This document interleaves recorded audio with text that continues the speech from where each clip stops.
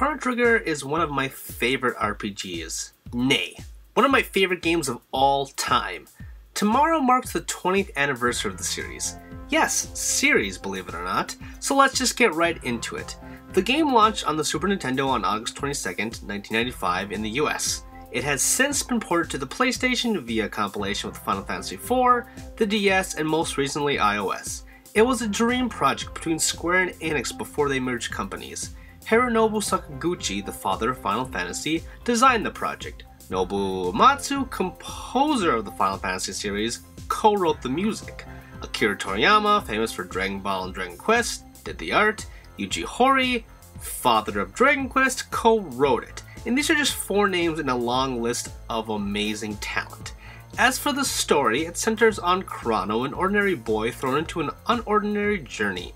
He runs into the Princess Marley at a local festival, who is then sunk into a time rift when an experiment done by Chrono's friend Luca malfunctions. Chrono and Luca travel back in time in order to rescue Marley and thwart an evil sorcerer from destroying her ancestry, as well as uncover a plot concerning the end of the world via a monster called Lavos. It may sound cliché by today's standards, but the integration of multiple timelines accompanied by a cast of lovable heroes make it stand out.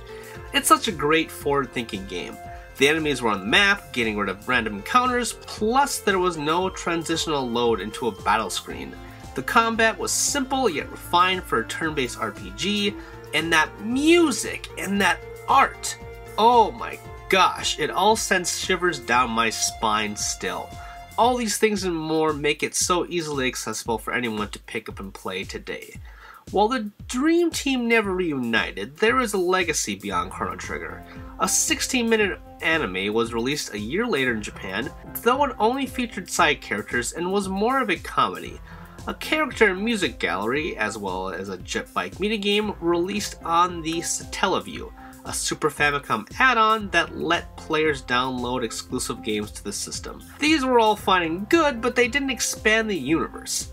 Enter Radical Dreamers, another Satellaview exclusive, which launched on February 13th, 1996. It's a text-based adventure depicting events that would later lead up to the pseudo-sequel to Chrono Trigger, Chrono Cross, which was released on August 15th, 2000 on the PlayStation in the US.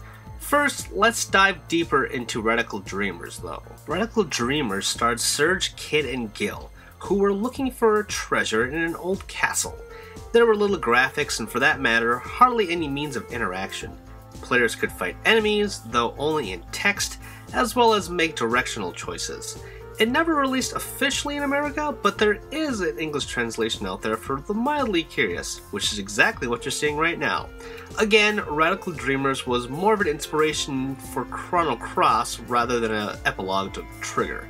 Surge, Kid, and Gil all appeared in Chrono Cross. In fact, Surge and Kid were pretty much the main heroes of the narrative. Instead of it focusing on time travel, Chrono Cross was about alternate dimensions. It's a good game by RPG standards, but not as a sequel to Chrono Trigger. Everything about it is dated comparatively, except for the stellar soundtrack. Now, aside from ports of Chrono Trigger, Chrono Cross was the last game in the series. It's been 15 years now, with rumored sequels like Chrono Break leaking around the internet, but with no results. Fans have taken it upon themselves to make their own sequels. ROM hacks are the most popular way, though people have dabbled in various editions of RPG Maker for the PC as well. There's even a beat-em-up, Chrono Killer, which takes assets from the original game and reuses them. It's simple, but also kinda rad. The love is clearly there, and fans have been clamoring for more Chrono for ages. So why hasn't Square Enix done something about it? Was the series not profitable? Whatever the case may be, in Square Enix's current state, Chrono Trigger isn't getting a sequel anytime soon. Thankfully, sequel or not, nothing can change the fact that Chrono Trigger is still a phenomenal game. Again, one of my favorites, so if you haven't played it, please find it on one of these devices and have a blast. You will not regret it. Alright, until next time.